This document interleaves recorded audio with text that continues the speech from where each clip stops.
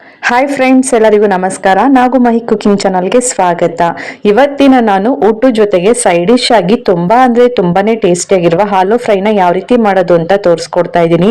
ಮನೆಯಲ್ಲಿ ಬರೀ ಅನ್ನ ಸಾಂಬಾರ್ ಮಾಡ್ತಾ ಇದ್ದೀರಾ ಅಂದಾಗ ಸೈಡ್ ಡಿಶ್ ಆಗಿ ಕೇವಲ ಒಂದು 5ರಿಂದ 10 ನಿಮಿಷಗಳಲ್ಲಿ ದಿಢೀರಾಗಿ ಈ ಆಲೂ ಫ್ರೈನ ಮಾಡ್ಕೋಬಹುದು.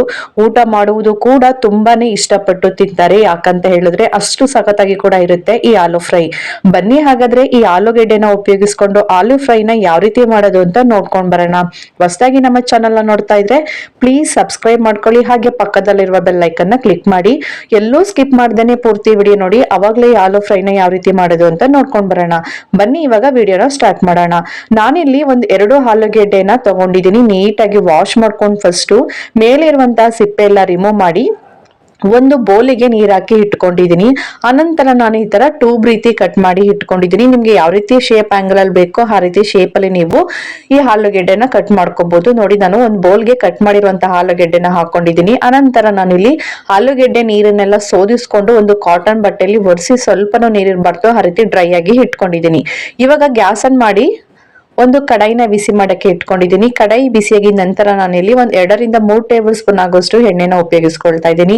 ಎಣ್ಣೆ ಕಾದಿದ ನಂತರ ನಾನಿಲ್ಲಿ ಒಂದು ಅರ್ಧ ಟೇಬಲ್ ಸ್ಪೂನ್ ಆಗೋಷ್ಟು ಸಾಸಿವೆನ ಹಾಕೊಂಡಿದ್ದೀನಿ. ಹಾಗೆ 1 ಟೇಬಲ್ ಸ್ಪೂನ್ ಆಗೋಷ್ಟು ಬೆಳ್ಳುಳ್ಳಿನ ಈ ತರ ಕ್ರಶ್ ಮಾಡಿ ಹಾಕೊಳ್ತಾ ಇದ್ದೀನಿ. ಮೇನು ಈ ಬೆಳ್ಳುಳ್ಳಿ ಹಾಕೊಂಡ್ರೆ ಟೇಸ್ಟ್ ಸಖತ್ತಾಗಿ ಕೂಡ ಇರುತ್ತೆ. ಅದಕ್ಕೋಸ್ಕರ ನಾನು ಇಲ್ಲಿ 1 ಟೇಬಲ್ ಸ್ಪೂನ್ ಆಗೋಷ್ಟು ನಾನು ಬೆಳ್ಳುಳ್ಳಿನ ಹಾಕೊಂಡಿದ್ದೀನಿ. ಹಾಗೆ ಒಂದು ಅರ್ಧ ಟೇಬಲ್ ಸ್ಪೂನ್ ಆಗೋಷ್ಟು ಜೀರಿಗೆನ ಹಾಕೊಂಡಿದ್ದೀನಿ. ಹಾಗೆ ಒಂದೇ ಒಂದು ಕಡ್ಡಿ ಹಸಿ ಕರಿಬೇವಿನ ಸೊಪ್ಪನ್ನ ಕೂಡ ಹಾಕೊಂಡು ಇವಾಗ ಈ ಸ್ವಲ್ಪ ಕಂದು ಬಣ್ಣ ಬರಗಂಟ ಇದನ್ನೆಲ್ಲ ಫ್ರೈ ಮಾಡ್ಕೋಬೇಕಾಗುತ್ತೆ. ನೋಡಿ, ಇಷ್ಟು ಫ್ರೈ ಆದ್ರೆ ಸಾಕು ನಮ್ಗೆ. ಇವಾಗ ಅವಾಗ್ಲೇನೆ ಆಲೂಗೆಡ್ಡೆನ ಫಸ್ಟ್ ರೆಡಿ ಮಾಡಿ ಇಟ್ಕೊಂಡಿದ್ವಲ್ಲ, ಈ ಆಲೂಗೆಡ್ಡೆನ ಹಾಕೊಳ್ತಾ ಇದೀವಿ.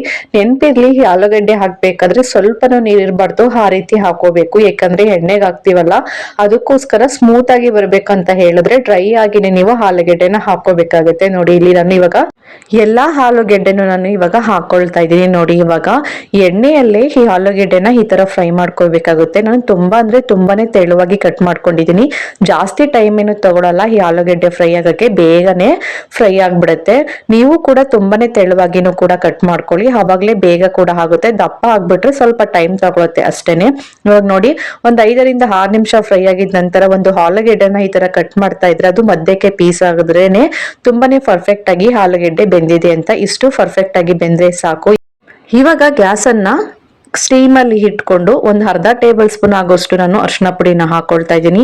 ಹಾಗೆ ಒಂದು ಅರ್ಧ ಟೇಬಲ್ ಸ್ಪೂನ್ ಆಗೋಷ್ಟು ಧನಿಯಾ ಪುಡಿ, ಹಾಗೆ ಒಂದು ಅರ್ಧ ಟೇಬಲ್ ಸ್ಪೂನ್ ಆಗೋಷ್ಟು ಗರಂ ಮಸಾಲ, ಮತ್ತೆ ಖಾರಕ್ಕೆ ಅನುಗುಣವಾಗಿ ನಾನಿಲ್ಲಿ 1.5 ಟೇಬಲ್ ಸ್ಪೂನ್ ಆಗೋಷ್ಟು ಚಿಲ್ಲಿ ಪೌಡರ್ನ ಹಾಕೊಳ್ತಾ ಇದ್ದೀನಿ. ಸ್ವಲ್ಪ ನಾವು ಖಾರ ಜಾಸ್ತಿ ತಿಂತೀವಿ, ಅದಕ್ಕೋಸ್ಕರ ನಾನಿಲ್ಲಿ ಚಿಲ್ಲಿ ಪೌಡರ್ ಅನ್ನ ನಾನಿಲ್ಲಿ ಜಾಸ್ತಿನೇ ಹಾಕೊಳ್ತಾ ಇದ್ದೀನಿ. ನೀವೇನಾದ್ರೂ ಕಡಿಮೆ ಬೇಕು ಅಂತ ಹೇಳಿದ್ರೆ ಕಡಿಮೆನ ನೋಡ್ಕೊಂಡು ಹಾಕೊಳ್ಳಿ. ಹಾಗೆ ರುಚಿಗೆ ತಕ್ಕಷ್ಟು ನಾನಿಲ್ಲಿ ಉಪ್ಪನ್ನ ಹಾಕೊಳ್ತಾ ಇದ್ದೀನಿ. ಇವಾಗ ಆ ಎಣ್ಣೆ ಜೊತೆಗೆ ನಾವು ಹಾಕಿರುವಂತಹ ಎಲ್ಲಾ ಇಂಗ್ರೀಡಿಯೆಂಟ್ಸ್ ಕೂಡ ಆಲೂಗೆಡ್ಡೆ ಜೊತೆಗೆ ಚೆನ್ನಾಗಿ ಮಿಕ್ಸ್ ಆಗ್ಬೇಕು. ಅಲ್ಲಿಗಂಟ ಕಡಿಮೆ ಉರಿಯಲ್ಲೇ ಮತ್ತೆ ಏನಿಲ್ಲ ಅಂದ್ರೂ ಒಂದ್ 3ರಿಂದ 4 ನಿಮಿಷ ಈ ತರ ಫ್ರೈ ಮಾಡ್ಕೋಬೇಕಾಗುತ್ತೆ.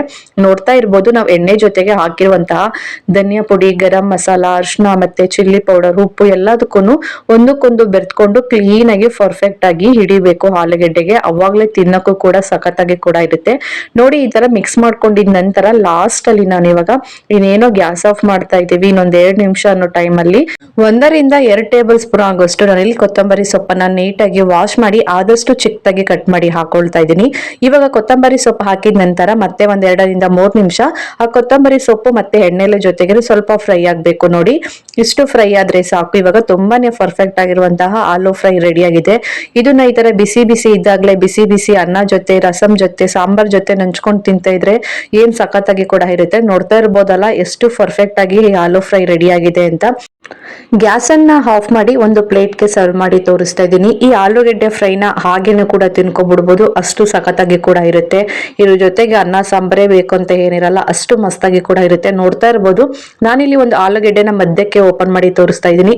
ಎಷ್ಟು ಪರ್ಫೆಕ್ಟ್ ಆಗಿ ಆಲೂಗೆಡ್ಡೆ ಒಳಗಡೆ ಎಲ್ಲ ತುಂಬಾನೇ ಸಾಫ್ಟ್ ಆಗಿ, ಮೇಲನೆ ಖಾರವಾಗಿ, ಈ ತಿನ್ನೋಕ್ಕೂ ಕೂಡ ಮಸ್ತಾಗಿ ಕೂಡ ಇರುತ್ತೆ. ನಾನು ಹೇಳ್ಕೊಟ್ಟ ವಿಧಾನದಲ್ಲಿ ಈ ಆಲೂಗೆಡ್ಡೆ ಫ್ರೈನ ಮಾಡಿ ನೋಡಿ, ಟೇಸ್ಟ್ ಅಂತೂ ಸಖತ್ತಾಗಿ ಕೂಡ ಇರುತ್ತೆ. ಇದಂತೂ ಬಿಸಿ ಬಿಸಿ ಅನ್ನ ಸಾಂಬಾರ್ ಜೊತೆಗೆ ಒಂದೊಳ್ಳೆ ಕಾಂಬಿನೇಷನ್ ಅಂತಾನೆ ಹೇಳ್ಬೋದು. ಈ ಚಳಿ ವೆದರ್ಗೆ ಏನಾದ್ರೂ ಖಾರವಾಗಿ ಮಾಡ್ಕೊಂಡು ತಿನ್ಬೇಕು, ಬಾಯಿಗೆ ಏನು ಟೇಸ್ಟ್ ಸಿಗ್ತಾ ಇಲ್ಲ ಅಂತ ಹೇಳಿದ್ರೆ ಈ ರೀತಿ ಆಲೂ ಫ್ರೈನ ಮಾಡ್ಕೊಂಡು ತಿನ್ ನೋಡಿ. ಟೇಸ್ಟ್ ಅಂತೂ ನೀವು ಯಾವತ್ತೂ ಮರೆಯಲ್ಲ, ಅಷ್ಟು ಮಸ್ತಾಗಿ ಕೂಡ ಇರುತ್ತೆ. ಸೊ ಮರೀದೇನೆ ನಾನು ಹೇಳ್ಕೊಟ್ಟ ವಿಧಾನದಲ್ಲಿ ಆಲೂ ಫ್ರೈನ ಮಾಡಿ ನೋಡಿ ಯಾವ ರೀತಿ ಬಂತು ಅಂತ ಕಮೆಂಟ್ ಮೂಲಕ ತಿಳಿಸಿ. Thank you.